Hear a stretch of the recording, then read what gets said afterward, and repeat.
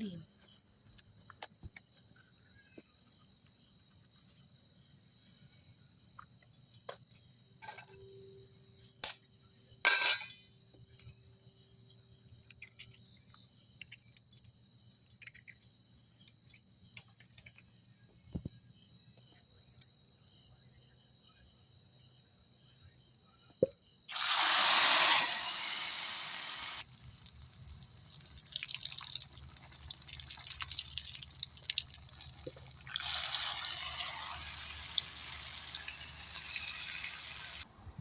এই দেখেন বন্ধুরা, ম্যাগি দিয়ে কি এক জিনিস বানিয়ে ফেললাম, সন্ধ্যার নাস্তা।